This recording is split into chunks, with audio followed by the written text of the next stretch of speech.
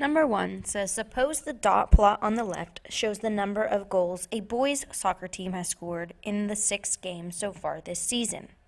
And the dot plot on the right shows the number of goals girls' soccer team has scored in 6 games so far this season. The mean of both is 3. And the dot plots are given to you, so you can just look at them.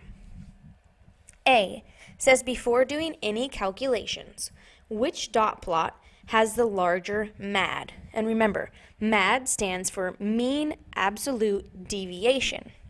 And explain how you know. MAD is a measurement of variability. So the more variability it has, the higher the MAD value.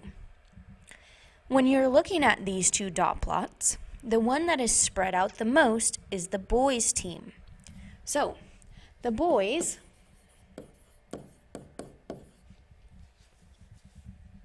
team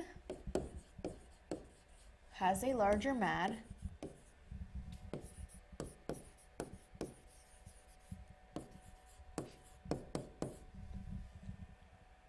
because the data is more spread out.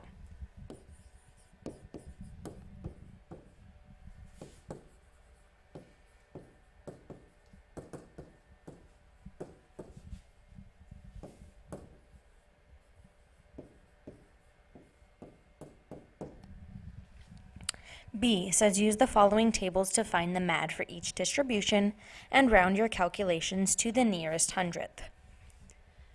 So the mean on both of these was 3. So our goal is to figure out how far each of those values is from 3.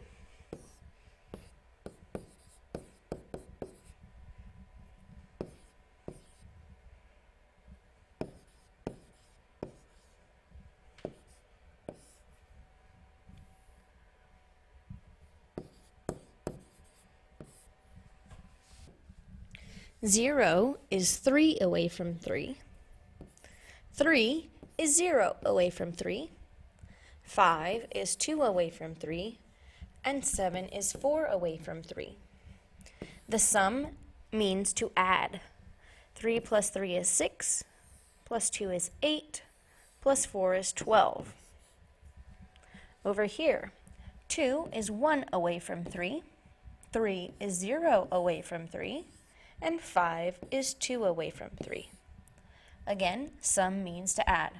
1 plus 1 is 2, plus 2 is 4. Then we have to calculate the MAD. MAD is a form of mean. So we're going to take those values and divide it by the number of data points we have, which is 1, 2, 3, 4, 5, 6. 12 divided by 6 is 2. And 4 divided by 6 is 0.6, repeating, or 2/3. So it's going to round up to 6, 7. Now for part C. C says, based on the computed MAD values, for which distribution, meaning which dot plot, is the mean a better indicator? The mean is always a better indicator for the one that has least variability. And the one that has least variability is the one with the lower MAD. So we're going to write the mean is a better indicator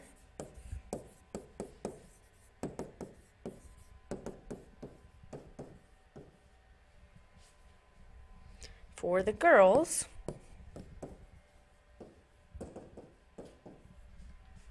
because the measure of variability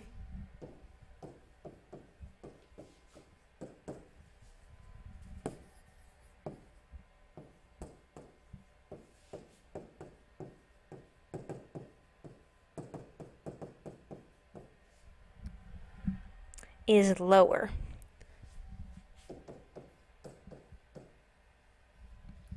We know because the MAD is less.